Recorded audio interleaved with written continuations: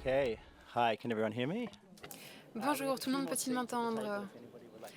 Plusieurs sièges sont encore disponibles à la table si vous voulez vous y asseoir. Compliment here. My name's Brett Solomon. Je m'appelle Brett Senior Research Solomon. Fellow at Je suis Berkeley at the Human chercheur Rights principal Centre au Centre des droits de and l'homme very à pleased Berkeley. to be Et je suis moderating this très panel with heureux this d'être votre lineup of modérateur speakers. avec tous So we're here to ces talk about intervenants harnessing AI to distingués. protect peace and foster social resilience. And Et donc, nous allons parler de mieux utiliser l'IA pour protéger la paix et favoriser la résilience sociale aujourd'hui. Alors, hier et aujourd'hui, nous avons évoqué des problématiques liées à l'IA. Je pense que toutes ces problématiques sont très concrètes et expérimentées sur le terrain. Mais il ne s'agit pas juste de contrôle au niveau des entreprises et de gestion des données. Nous sommes aussi là pour parler aujourd'hui des opportunités que représente l'IA. Et ce que je réalise en parlant avec les intervenants aujourd'hui, c'est que nous en sommes à un stade encore préliminaire, pilote des projets. Nous testons différentes options en temps réel et c'est fascinant, c'est vraiment une opportunité de constater ce qui fonctionne, ce qui ne fonctionne pas et de changer nos actions pour arriver à des résultats. Mais il me semble que les problématiques que nous rencontrons sont de nature assez systémique et qu'il convient de les traiter en tant que telles. Alors, ce que nous allons faire, c'est proposer aux intervenants de se présenter, de présenter leur projet, le but de leur projet, pourquoi est-ce qu'ils utilisent de l'IA, quel est l'intérêt de leur démarche. Donc, je vais commencer avec Nathalie. Oui, bonjour à tous et à tous. Oui, je suis directrice de la recherche à Alliance for Middle East Peace, ALMEP, et je vais fournir des éléments de contexte sur notre action et pourquoi nous travaillons sur notre initiative qui s'appelle AI Pulse et que je vais vous présenter. Nous rassemblons plus de 180 organisations de la société civile qui travaillent sur le terrain en Israël et en Palestine pour une meilleure coopération et des infrastructures nécessaires à une paix durable.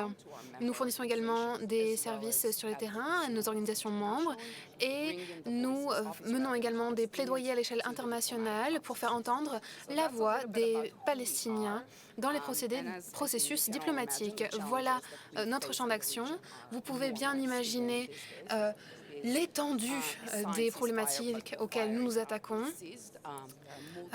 Il y a un cessez-le-feu et pourtant les tirs continuent. Il est difficile de concilier deux sociétés profondément traumatisées avec un ressentiment particulièrement nourri et de réussir à passer au dialogue. Donc, les problématiques qui se présentent à nous sont majeures.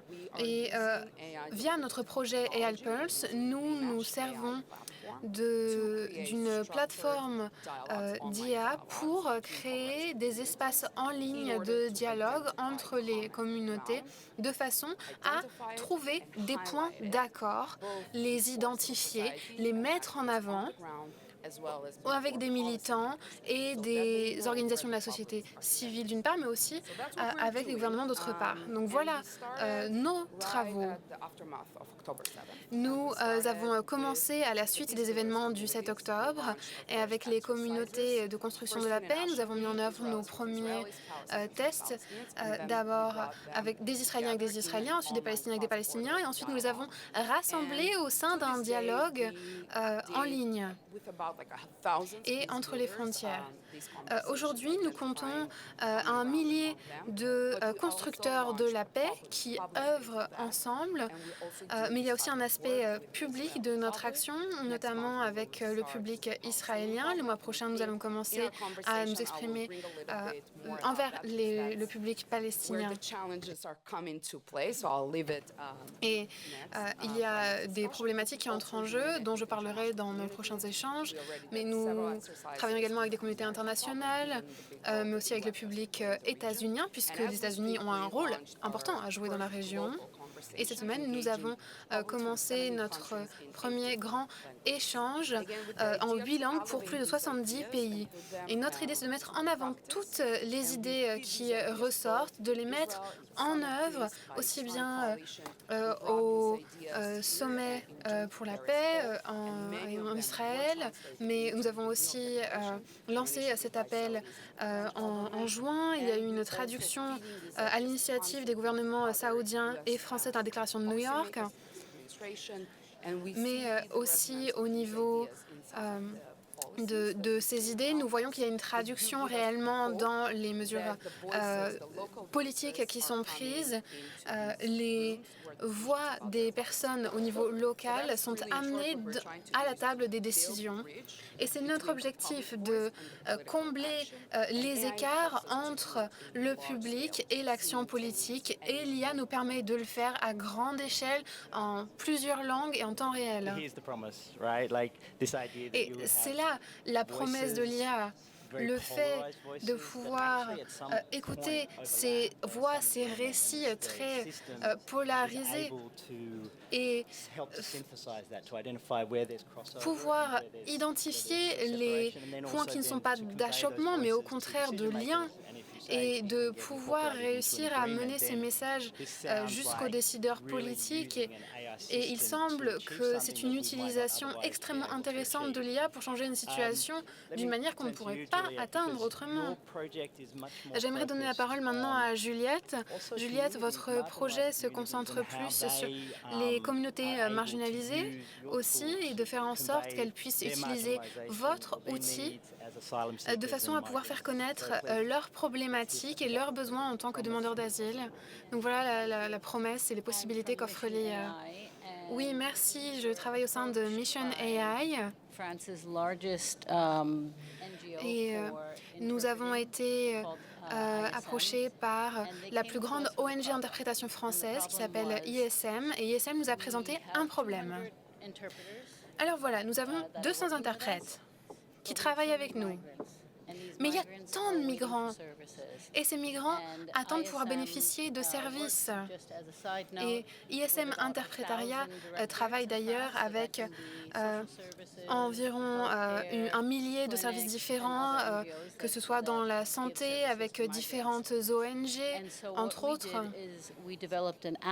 Alors, ce que nous avons fait, c'est que nous avons mis au point une application sur téléphone, une app, ce qui fait que les professionnels peuvent échanger avec les migrants via notre application. Mais ce que nous avons fait, c'est parce que une grande partie des langues qui sont représentées dépendent vraiment du contexte, et nous voulions nous assurer qu'il y ait une réelle information et une sensibilisation et pas d'incompréhension au niveau de tous ces récits, souvent de personnes polytraumatisées. Nous voulions qu'il puisse y avoir une détection dans l'utilisation de l'outil d'incohérence ou aussi une personne à risque de suicide. Et donc, l'idée, c'était de pouvoir aider à démocratiser l'accès à l'interprétation via l'application. Thank you. Oui, merci beaucoup. D'ailleurs, j'ai travaillé pendant plusieurs années sur les droits des réfugiés en Australie. Il y a eu une grande crise de réfugiés. C'était une époque difficile sur le plan politique pour nous pendant des années. Mais ces politiques transnationales sont difficiles à établir. On essaie de communiquer avec des personnes, de pouvoir les aider, et c'est une entreprise qui est particulièrement difficile. Et les outils de traduction que vous évoquez semblent être un très bon outil, une bonne réponse à des problématiques spécifiques. On dirait que vous souhaitez avoir un droit de réponse. Oui, j'aimerais apporter plus d'éléments. Alors oui et non, en fait. Encore une fois, nombre de langues sont fondées sur le contexte, et en fonction des situations, il faut avoir recours à une aide humaine.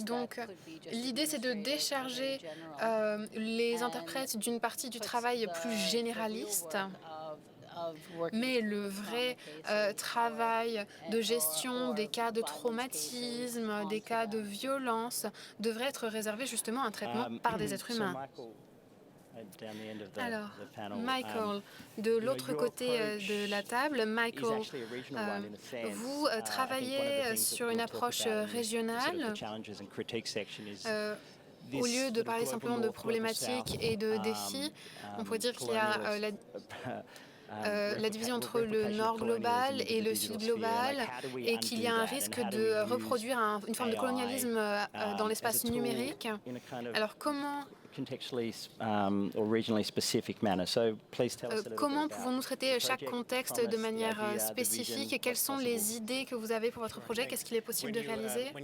Oui, merci. Quand vous avez mentionné les promesses de l'IA, cela m'a rappelé ce que j'ai fait en Indonésie il y a 23 ans. Le pays était en pleine transition d'une époque de dictature vers la démocratie.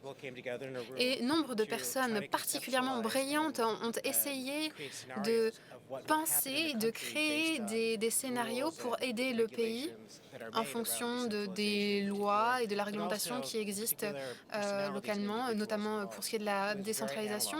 Mais c'était aussi des travaux sur toutes les populations, les individus. Et je dois admettre que c'était un travail tellement titanesque et complexe que le projet n'a pas été couronné de réussite comme on aurait pu le souhaiter. Mais avec les outils d'IA que nous avons aujourd'hui, je me dis, mais ce qu'on a fait il y a 23 ans était tellement plus facile à faire. Alors, ce que nous faisons aujourd'hui et ce que nous allons faire, c'est tout à fait possible de réaliser de grandes choses très utiles, mais pas de manière complètement isolée.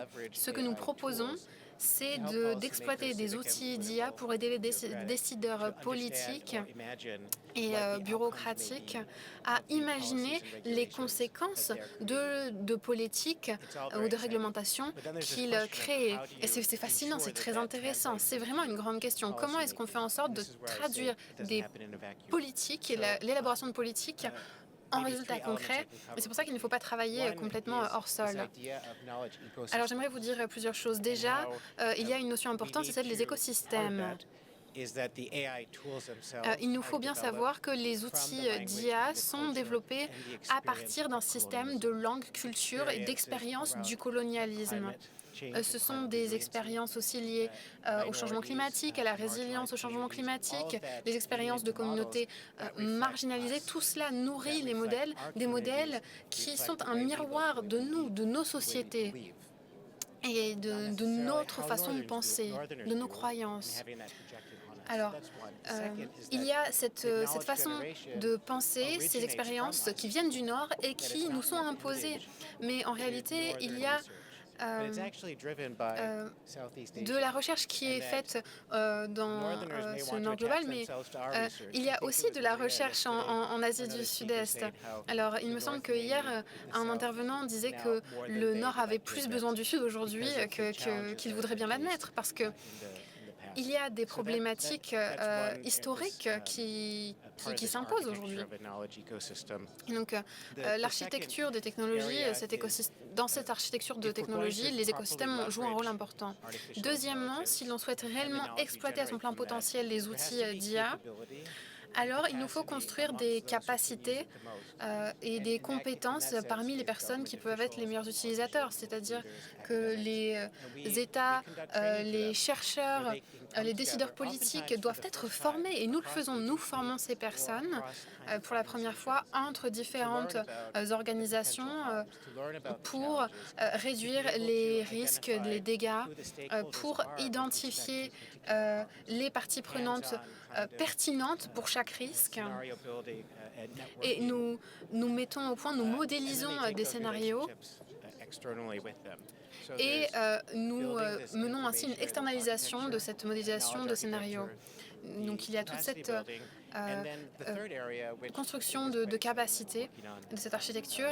Et enfin, troisièmement, il y a notre projet Raise Sea AI Safety Asia, Ce projet consiste à renforcer l'extraction de leçons, de grandes informations grâce à l'IA pour prédire et pour imaginer les potentielles retombées de nos actions, que ce soit des actions de gouvernance, d'élaboration d'innovation, de nouvelles technologies. L'idée est de pouvoir aider les États à imaginer, à anticiper ces résultats. Et nous voulons que ces informations fournies et enrichies par l'IA ne soient pas le fruit d'hallucinations technologiques ou qu'elles soient inadaptées au contexte culturel local. Donc notre outil doit aider les décideurs politiques et les acteurs de la vie civile à penser tous ensemble aux retombées négatives possibles. Comment est-ce qu'il faut peut-être revenir en arrière ou imposer des changements, des petits changements, des grands changements sur des politiques pour que les individus de notre région puissent vivre en paix, en sécurité et s'épanouir en tant qu'êtres humains. Et c'est là notre plus grande priorité et c'est la promesse de ces nouvelles technologies. Voilà en résumé ce que je voulais vous dire. Merci.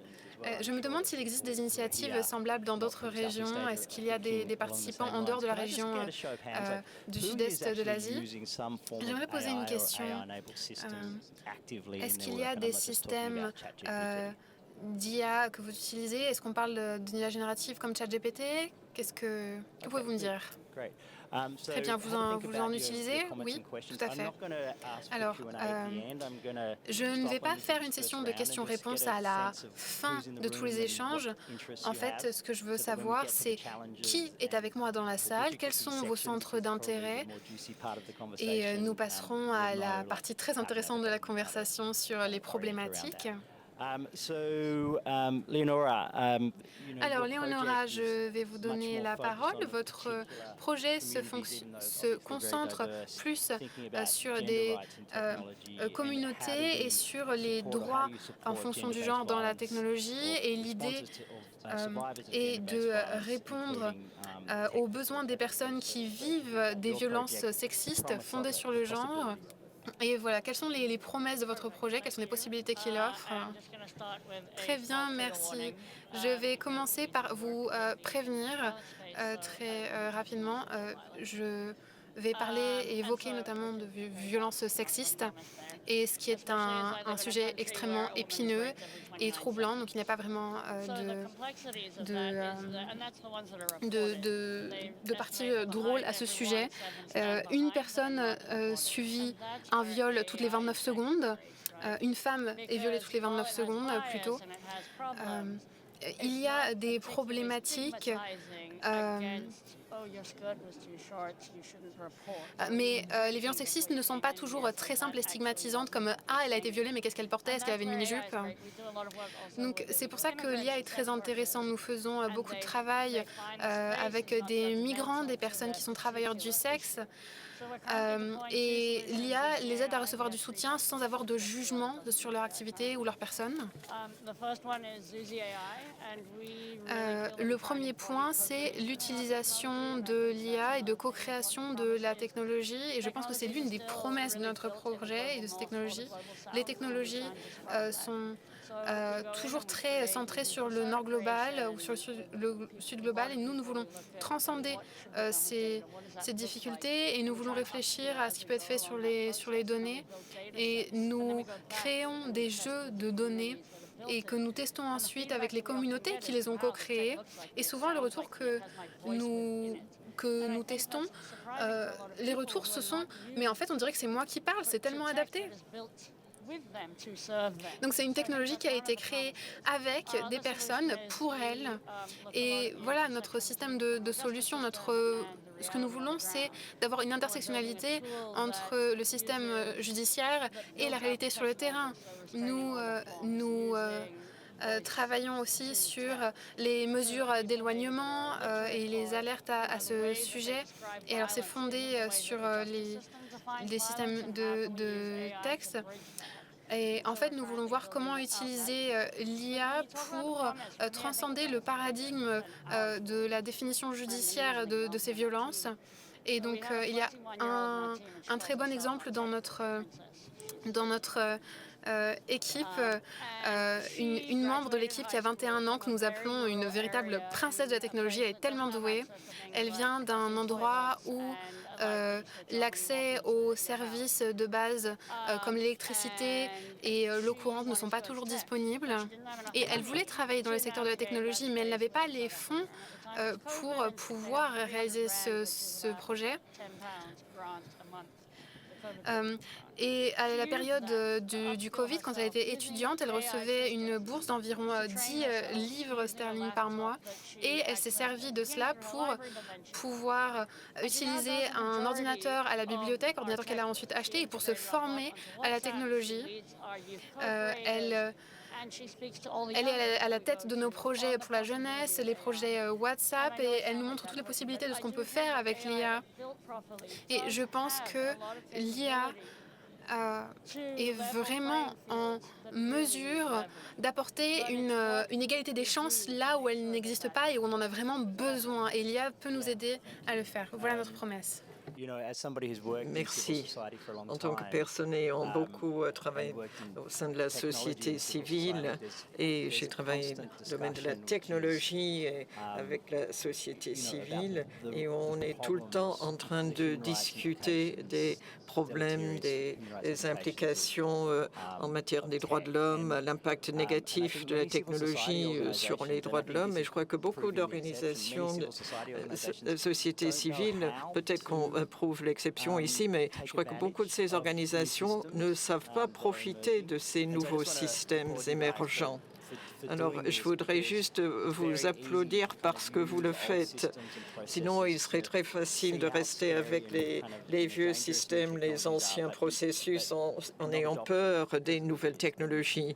Et on chercherait à les éviter à cause des risques. Mais là, on voit que vous êtes en train de travailler avec des populations à risque, des populations marginalisées, criminalisées ou vulnérables. Alors, la possibilité de se servir de ces nouvelles technologies pour répondre à ces problèmes serait formidable. Et j'aimerais beaucoup rencontrer votre princesse de la technologie un jour. C'est un bel exemple de ces possibilités. Alors, maintenant, je voudrais donner la parole à Guillaume, qui travaille dans la technologie et la sécurité depuis de nombreuses années. Merci beaucoup. Bonjour à tous. Trois commentaires rapides. Bon, il faut être positif lorsqu'on parle de l'IA, comme vous l'avez dit. Moi, je crains que l'IA soit une source d'inégalité. Nous savons que ce sont les riches qui ont accès aux meilleurs modèles. Et le fossé entre les forts et les faibles sera encore plus important avec l'IA si on ne fait pas des démarches pour l'éviter. Bon, ça c'est un peu négatif. Bon, peut-être que je peux faire une observation neutre. Vous avez parlé de risque, mais nous parlons également de résilience. Pour moi, c'est une question de confiance, de faire confiance à l'IA. Au mois de février, nous avons organisé un sommet de l'IA à Paris et il y avait différentes filières. Et moi, j'ai fait la filière consacrée à la confiance. On a vu qu'il y avait beaucoup de peur autour de l'IA, même chez les experts et les chercheurs qui travaillent sur l'IA depuis fort longtemps. Mais après tous ces travaux, on a conclu que, certes, il existe des risques, mais on peut se servir de l'IA pour se protéger. On parle de la cybersécurité. Nous savons que les hackers se servent déjà de l'IA. Mais ceux qui nous protègent se servent de l'IA aussi. Je ne sais pas si nous gagnons, mais il y a un équilibre. De même pour les informations. Lorsqu'on met l'accent sur la recherche et l'IA, on trouve beaucoup de ressources du côté de l'IA. Il serait difficile d'établir ou de quantifier les risques de l'IA dans le domaine de la recherche. il faut faire preuve de prudence, mais il ne faut pas être trop négatif.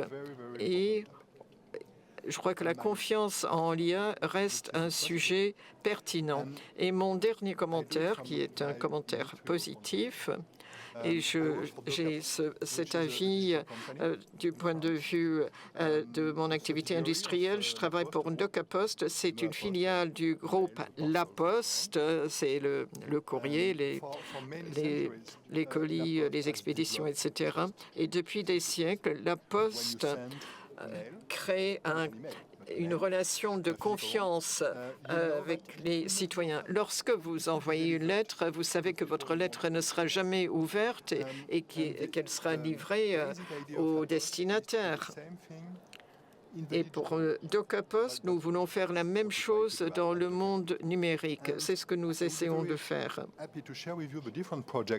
Et je pourrais vous présenter nos projets, mais moi, j'en conclus que nous sommes en mesure de fournir des produits et des services grâce à l'IA, grâce aux excellentes technologies, au service de tous les citoyens, avec tout le respect qu'il faut pour le droit, nos valeurs, l'éthique, et au service de tous, aux riches et bien sûr aux plus faibles. Et nous avons de plus en plus d'exemples d'applications qui montrent que l'IA peut être une application positive. Thank you. Merci. Je voudrais passer la parole au public. Avez-vous des commentaires ou des questions que vous souhaiteriez poser? Avec un microphone, s'il vous plaît. Et s'il vous plaît, soyez bref. On voudrait juste avoir des idées rapides, s'il vous plaît.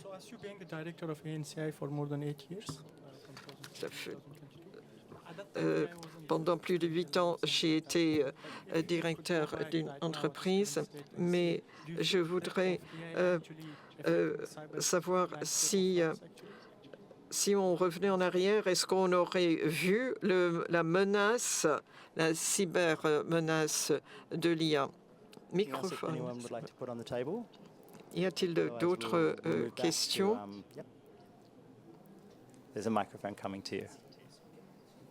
Le micro arrive. How do you ensure transparency and accountability in your systems when you use AI? Comment assurer la transparence et la responsabilité, la redevabilité? On parle toujours ou souvent de l'IA comme une boîte noire. Et lorsque vous avez besoin de financement public, il faut respecter les normes de transparence et de responsabilité afin d'investir dans ces organisations. Comment est-ce que vous pouvez assurer ces normes? Oui, la transparence et la responsabilité. Voilà une idée à tenir en tête. Y a-t-il d'autres idées que vous souhaitez soulever?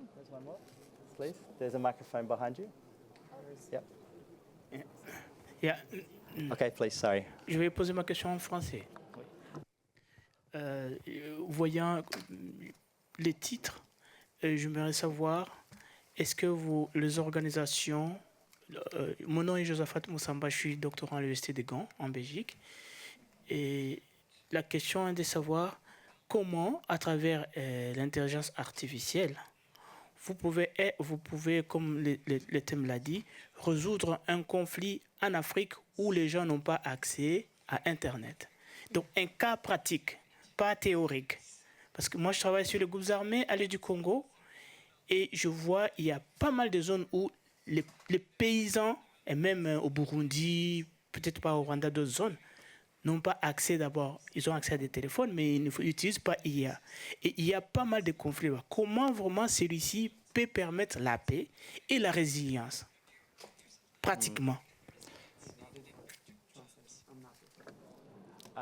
So I'll just to say thank you very much, merci beaucoup for the question relating actually to Merci beaucoup pour cette question liée à votre zone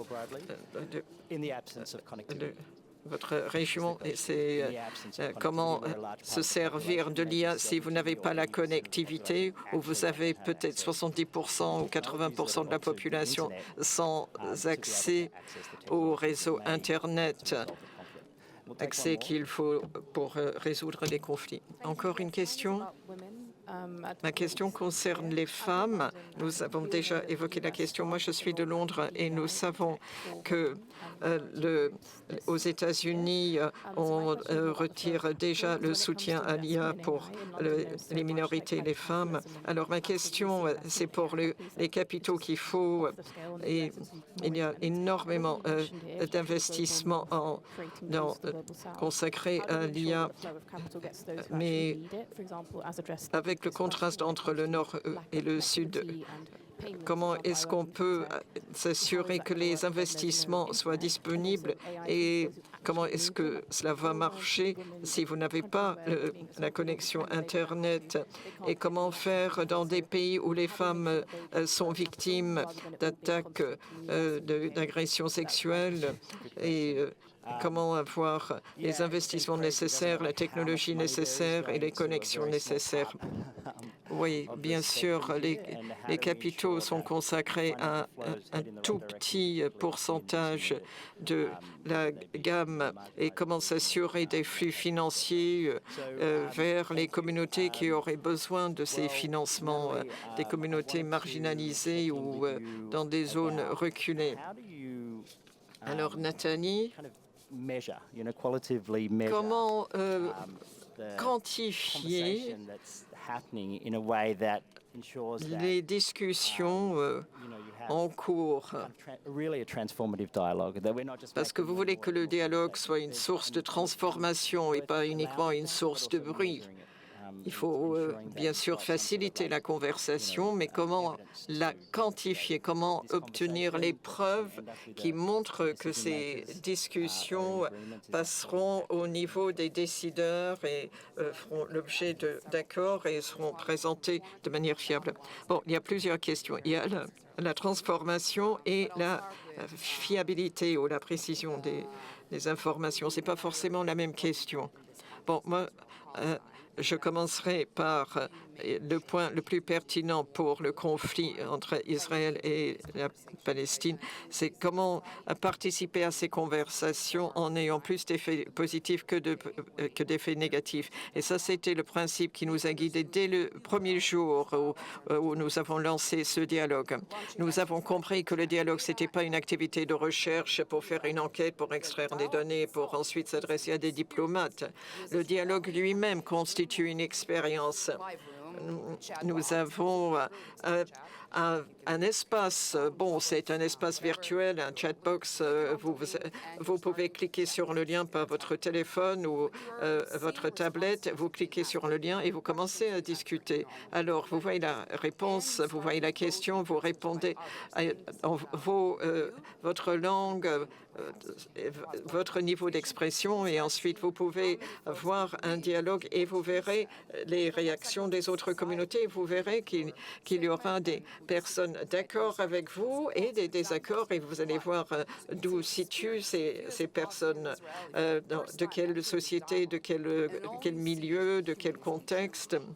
Alors, ce qu'on voit, c'est que si on ne voit que la déshumanisation, le résultat sera un effet négatif. Alors pour nous, le principe de base, c'était d'avoir plus d'effets positifs que d'effets négatifs. Alors après le 7 octobre et la guerre à Gaza, évidemment, on ne pouvait pas entamer immédiatement une conversation transfrontalière. Alors nous avons commencé dans un contexte uninational avec des Juifs iraniens et une conversation, et ensuite une autre conversation avec des Palestiniens à Gaza et des Palestiniens des territoires occupés. Nous avons créé ces salles en ligne pour que ce soit des espaces sécurisés pour permettre une discussion entre les pairs de ces propres communautés avant d'entamer la conversation transfrontalière.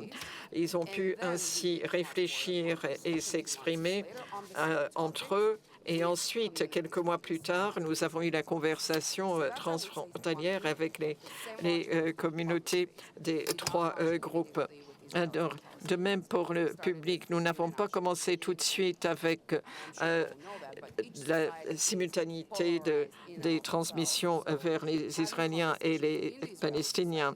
Vous savez qu'il y a des avis polarisés et au sein de la société israélienne et de même pour les Palestiniens.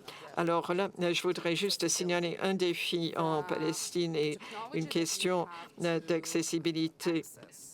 La technologie dont nous disposons pour accéder aux Israéliens et aux Américains et à d'autres interlocuteurs mondiaux n'existe pas encore en Palestine. Alors, afin de pouvoir trouver un échantillon représentatif, et c'est ce que nous voulons lorsque nous avons cette phase du public, il faut que ce soit un échantillon représentatif pour refléter la situation de la société. Nous n'avons pas la possibilité de le faire en Palestine avec des panels en ligne.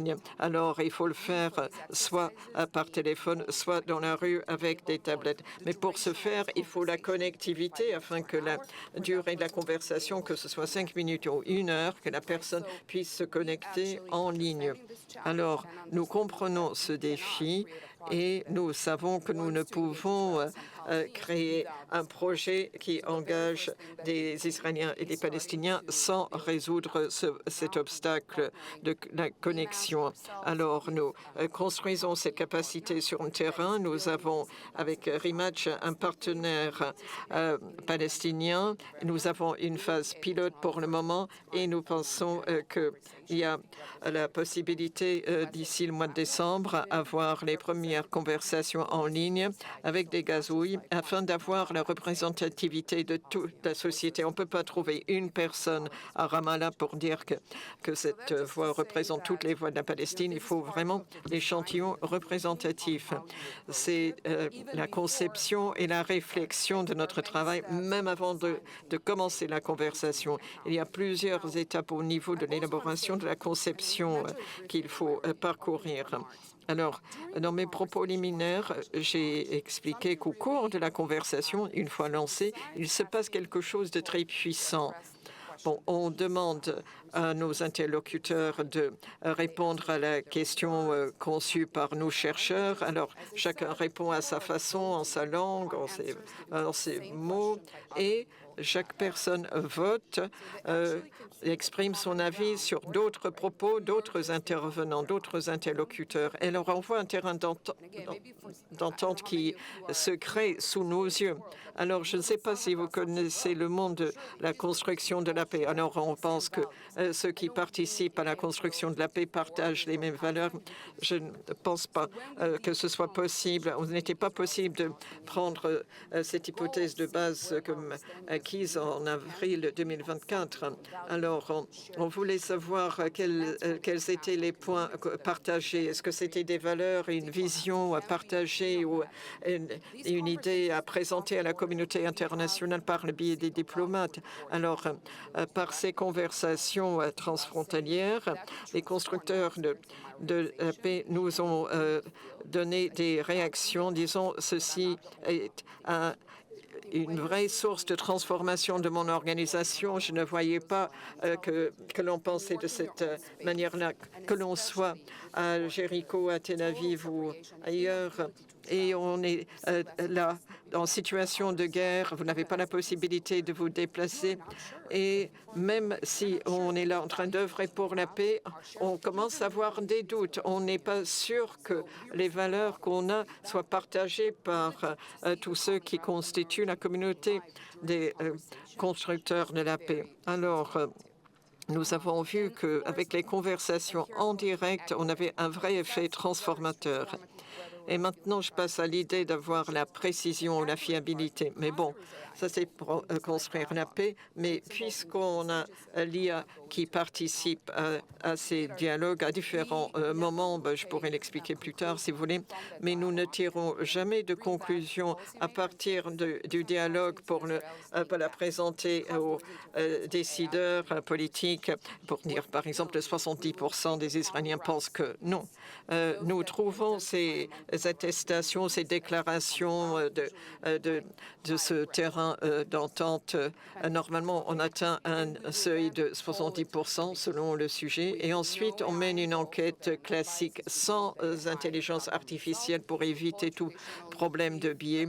Nous faisons une enquête traditionnelle avec des échantillons représentatifs de la population et ces résultats sont ceux que nous présenterons. Pour dire, 73% des Israéliens pensent qu'un accord de normalisation qui inclut un État palestinien serait acceptable. Et ça, c'est un vrai avis exprimé par les Israéliens. Alors, avec ces données, on peut dire que ce sont des données fiables, obtenues par le dialogue et retestées par l'enquête de validation. Et ensuite, on transmet ces informations à l'administration américaine, aux décideurs politiques européens et aux différents groupes par nos groupes de plaidoyer. Merci. Donc, il y a cette phase pilote, mais je crois qu'il y a une similitude parmi vous tous. Dès qu'on réintègre la dimension humaine dans la technologie, on avance. Et peut-être que je vais revenir vers vous, Juliette. Il y a un risque de misinterprétation ou d'erreur algorithmique lorsque l'on parle de réfugiés. C'est un sujet très délicat. Donc, comment gérez-vous cela? Lorsque nous avons lancé ce projet, nous avons mené une étude de taille sur l'IA, et notamment une étude qui avait déjà été utilisée dans le contexte des réfugiés et d'autres contextes. Et ce qui en est ressorti, c'était une étude de cas menée en Allemagne où ils se sont servis de traductions alimentées par l'IA dans le cas d'un demandeur d'asile. Et beaucoup de personnes s'étaient vues refuser l'asile du fait d'une erreur d'interprétation. Et il y a eu des résultats similaires au Canada et des erreurs de diagnostic dans le système de santé également. Donc, au départ, on ne voulait pas se lancer dans ce projet parce qu'on avait peur. Mais on s'est dit, ces gens ont tout de même besoin de services. Et les migrants attendent de voir un médecin. Donc, on doit résoudre ce souci. Et ne rien faire n'est pas une solution. Donc, comment créer des filets de sécurité, des garde-corps, disons, pour ces personnes? Et c'est ainsi qu'on a pensé à faire cette escalade en se servant de mots-clés. Bien évidemment, ça n'a pas été facile car il faut entraîner le modèle, il faut beaucoup d'itérations, beaucoup de répétitions. Donc, parfois, il y a une escalade lorsqu'on ne voudrait pas que ce soit le cas, mais on préfère ceci que l'inverse. Pourriez-vous nous dire un mot sur les différentes langues? Le programme Google s'intitule « Aucune langue laissée de côté », mais ces communautés parlent différentes langues, donc c'est complexe. En réalité, l'IA ne propose pas la traduction dans toutes les langues, donc on forme l'IA à différentes langues. Par exemple, des langues, des dialectes du Maghreb qui n'existent pas encore. D'ailleurs, je ne l'ai peut-être pas dit, mais il y a une composante de voix pour des gens qui n'ont que peu d'éducation. Donc, il y a différentes façons de former les IA. Il y a le Peshto, par exemple. On a différentes versions du tamoul. Et nous devons former ces IA au dialecte. Et même lorsqu'on les forme, il faut garder l'élément de régionalité en tête.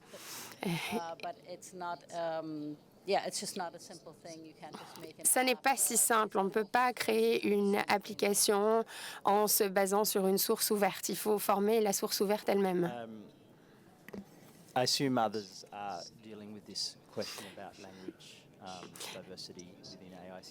Je sais que vous avez dû gérer la problématique de la diversité linguistique en la matière et ça me fait penser au lien avec la question de la transparence et de la déconnexion, les flux financiers, etc. Donc, qui aimerait prendre la parole? Oui, j'aimerais parler des flux financiers, car c'est quelque chose qui me tient à cœur. Lorsque nous avons lancé Mission AI, on était une société privée et au départ, nous étions une société privée, mais on s'est dit qu'en se présentant auprès des investisseurs, parfois on n'obtenait pas des investissements parce qu'on se concentrait davantage sur l'impact. Et il y a 2 semaines, j'ai été au sommet mondial de l'IA à Amsterdam. Et il y a beaucoup de personnes qui font de belles choses aujourd'hui. Donc, il faut que le secteur privé ait cette intention, mais le secteur public, les bailleurs de fonds doivent également s'investir en la matière. Michael, to you. Talk to us about, some of the challenges associated with. Il y a certains défis également liés aux prévisions faites par le système. Comment est-ce que vous traduisez cela en termes politiques dans la région? Et y a-t-il d'autres défis auxquels vous faites face en mettant en place vos projets? Il n'y a pas de recette magique pour traduire tous nos travaux en résultats politiques. Comme je l'ai déjà dit, il faut réfléchir à cela dans le contexte de l'écosystème de la connaissance et comment la connaissance est créée de différentes manières. Et cela inclut la manière analogue. D'autres intervenants ont parlé de la composante impersonnelle, la composante personnelle qui est également importante. Et les outils de l'IA nous aident à être plus humains, finalement, et ne visent pas à nous transformer.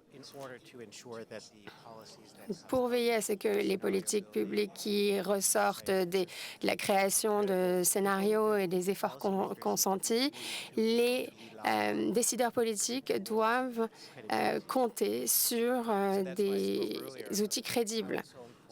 C'est la raison pour laquelle je vous ai dit qu'en Asie du Sud-Est, il est crucial pour nous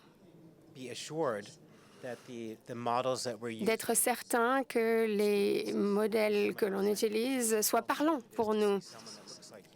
Il est important de voir quelqu'un qui vous ressemble. Eh bien, il est également important de voir qu'un agent IA avec lequel vous discutez reflète vos valeurs, votre culture, vos défis, etc. Et qu'on ne fait pas simplement traduire de l'anglais vers sa langue. La semaine dernière, je parlais avec un décideur politique qui fait partie de l'ASEAN. Et on a parlé du fait qu'on peut poser des questions à ChatGPT en disant « j'ai un problème au travail avec mon patron ou alors avec un collègue ». Eh bien, ChatGPT va vous donner une réponse, mais cette réponse va se baser sur des données américaines principalement. Donc, la solution qu'on va vous proposer pour votre problème est une solution américaine, finalement. Alors qu'en Thaïlande, ce n'est pas comme ça qu'on va répondre à un problème. Et il y a tout un système de diversion, et c'est une bonne chose. Pourquoi est-ce que je vous dis tout cela? C'est parce que tout modèle, tout outil dont on va se servir pour nous aider à imaginer l'avenir des politiques publiques doit être fiable. Et il y a de plus en plus de préoccupations. Et une fois encore, je parle de ma région. Au sein des gouvernements et de la société civile, les personnes se sentent impuissantes parce que beaucoup de pouvoir est accumulé dans le Nord, notamment dans la Silicon Valley ou dans d'autres villes américaines, par exemple. Et les valeurs y sont très différentes. Et il y a une autre question qui a été posée sur les capitaux et veiller à ce qu'ils aillent dans la bonne direction. Eh bien, il faut que les mesures incitatives changent elles-mêmes. On peut créer des technologies de bien public et les gouvernements peuvent investir en la matière. Et en créant des politiques publiques, on peut piloter l'innovation dans la direction qu'on le souhaite, une direction qui sera bonne pour la société. Et nous n'avons pas toutes la même vision. Ma vision n'est pas la même que vous avez ici à Paris ou que des personnes ont à Washington. Et c'est ce qu'il faut garder à l'esprit. Et il y avait une autre question sur la transparence, la redevabilité.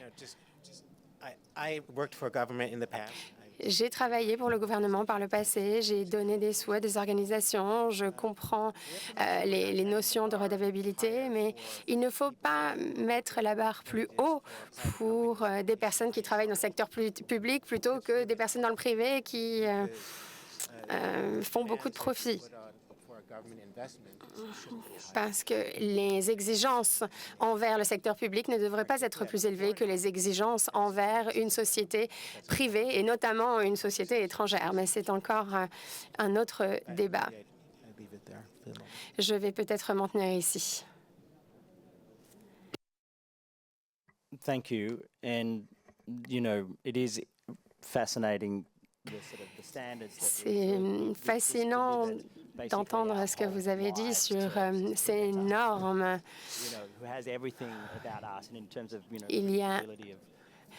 On est tous basés sur Meta, mais en tant que société, je pense que nous avons de faibles attentes de ce qui va être fait par Meta de nos données.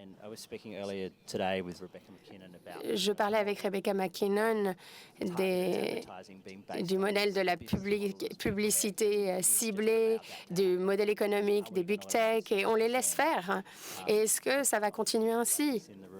On espère que ce ne sera pas le cas avec les intervenants dans cette pièce, mais pourquoi ne nous parleriez-vous pas de la façon que vous avez de travailler avec vos communautés, les Onarins?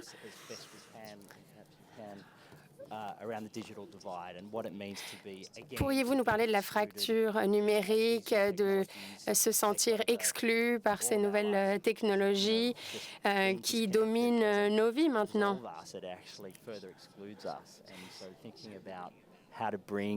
Donc, comment peut-on remédier au problème des 2,5 milliards de personnes qui ne sont toujours pas connectées et qui sont certainement noires ou une peau teintée. Je crois que je vais vous parler de la fracture numérique, bien évidemment, mais si l'on s'intéresse au plus grand compromis éthique. J'ai posé cette question à mon équipe et on m'a dit, bon, je crois que la solution réside dans les données. Nous avons besoin de données de la communauté pour que les technologies fonctionnent comme elles le doivent. Mais la collecte de données reproduit les schémas coloniaux qu'on a toujours connus. Donc, on a créé un Zuzi AI. Donc, c'est le nom de notre chatbot. Et on a posé beaucoup de questions pour faire la comparaison entre Vanilla Zuzi et notre Zuzi, et en se servant donc de données localisées. Et on s'est aperçu que la version générale de Vanilla Zuzi avait des résultats très occidentaux et était très bon à ce niveau-là, mais était très mauvais sur la culture traditionnelle, l'avortement. On voyait que des propos très anti-avortement ressortaient souvent. Et ce qui était intéressant, c'est que Vanilla Zouzi n'était pas très bon sur le contrôle coercitif. Et je crois que cela nous fait revenir à la question du genre également. Donc, que faisons-nous d'un point de vue éthique? Qu'est-ce qui est possible? Nous faisons de notre mieux. Nous veillons à ce que le consentement soit inclus. Il y a beaucoup de conversations sur les données, le négoce de données, etc. Et j'ai eu une conversation hier, car on nous demandait si on était conforme au RGPD, mais j'ai dit oui, mais est-ce qu'on l'est vraiment? Parce que finalement, nos données finissent dans la Silicon Valley. Et ça finit toujours aux États-Unis. Pourquoi? C'est parce que tout est envoyé là-bas, parce qu'on n'a pas nos propres LLM. Donc, est-ce que la collecte se fait de manière éthique? Est-ce que les gens comprennent vraiment ce que sont les données? Et le concept de la donnée lui-même est si abstrait que c'est vraiment un casse-tête éthique. J'ai eu la chance d'être au sommet de l'IA à Paris et également à Kigali, qui était tout à fait différent. Et il y a eu de nombreux événements très intéressants. Et on m'a demandé plusieurs fois ce que je pensais de la souveraineté des données. C'est un peu le buzzword en ce moment qu'on entend partout. Et ça m'a fait un peu rire, mais j'ai dit, bon, en Afrique, la souveraineté des données, est-ce que c'est vraiment une réalité? Parce qu'il n'y a aucune souveraineté numérique. On n'a pas d'ordinateur, ça coûte trop cher. Nous ne sommes pas propriétaires des infrastructures non plus et les modèles sont formés dans le Nord. Donc de quelle souveraineté des données parle-t-on? Et je pense que c'est la réalité à l'heure actuelle. Et là, ça nous ramène justement à la question de l'argent. Pour y parvenir, on a besoin d'investissement, de volonté politique. Et c'est une intention qui n'est pas là. Et je pense qu'on en revient aux puissances historiques. La volonté n'est pas là, l'intention n'est pas là. Et la fracture numérique est liée à cela, est liée à ces dynamiques. Oui, Starlink va nous donner de la souveraineté numérique, vous pensez? Qu'est-ce qui va se passer avec les données si Starlink est inclus? Il y a des personnes merveilleuses qui tentent de voir comment on peut augmenter la connectivité en Afrique en se servant de solutions peu chères et très innovantes. Marco, vous avez 30 secondes. Oui, c'est très rafraîchissant d'entendre tant d'honnêteté quant aux défis de la gestion des données des personnes et de la collecte des données. Et j'apprécie tant d'honnêteté qui viennent des... J'aimerais bien que ça vienne des grandes sociétés. Et ça n'est pas le cas, malheureusement. Donc, c'est merveilleux d'entendre tant d'honnêteté. Sur la souveraineté, dans ma région, lorsque les dirigeants de la société civile ou les gouvernements parlent de la souveraineté numérique, c'est dans le contexte du colonialisme. Et il y a cette sensation qu'ils n'ont pas de contrôle, pas forcément sur les machines et les centres de données, mais qu'ils se sentent impuissants, qu'ils ne peuvent pas forcer les sociétés à se comporter de la bonne manière. Et peut-être que vous pouvez rebondir sur cette question de la protection des données, puisque c'est votre domaine d'expertise. Oui, très brièvement. Il faut de la transparence et de la redevabilité. Je suis tout à fait d'accord, c'est très important. À titre d'exemple, on travaille avec le secteur de l'IA. On a développé des services numériques pour les hôpitaux. Et lorsqu'on utilise GenAI ici, oui, on peut utiliser telle ou telle chose. Par exemple, lorsqu'on doit résumer un dossier d'un patient, peut-on se servir de ChatGPT? C'est le type de question qu'on s'est posé il y a 2 ans. Et on a dit oui, mais pas avec GPT parce qu'on ne sait pas ce qui va advenir des données. Donc, pour les personnes qui ne veulent pas d'une black box, et c'est une bonne chose, on explique tout le système. C'est très complexe, mais on leur explique qu'on utilise un cloud qui est basé en France, où seul le droit français et européen s'applique. On utilise des modèles et on leur dit quels modèles nous utilisons. Nous avons recours à des experts qui vont tenter de contrôler les modèles. Bien évidemment, on ne peut pas tout au coup contrôler, mais nous avons des stratégies, des algorithmes, et on essaye de rendre ces modèles les plus transparents possibles pour éviter des erreurs. Et bien évidemment, il est très important d'éviter des erreurs dans certains secteurs. Mais en tout cas, nous disons qu'on s'intéresse à toutes les certifications, au traçage des données. On ne perd jamais le traçage des données. Et au bout du compte, ce qui est crucial, c'est de ne pas dire « très bien, nous sommes les meilleurs ». Mais il est important de travailler avec les professionnels de la santé, avec nos clients, car ce sont les seuls qui peuvent nous dire ceci est bon, ceci n'est pas bon, il y a des biais dans votre système. Et en travaillant main dans la main avec eux, on peut mieux contrôler le système. Donc c'est une réelle coopération et c'est de cela dont on a besoin. Merci, nous avons atteint la fin de cette session. Y a-t-il d'autres questions, d'autres remarques à faire? Nathalie? Notre projet est quelque peu différent, il est plus modeste. On n'essaye pas de former une IA, mais bon, tout est relatif. En tout cas, d'un point de vue technologique, je crois qu'on n'essaye pas de former un LLM ou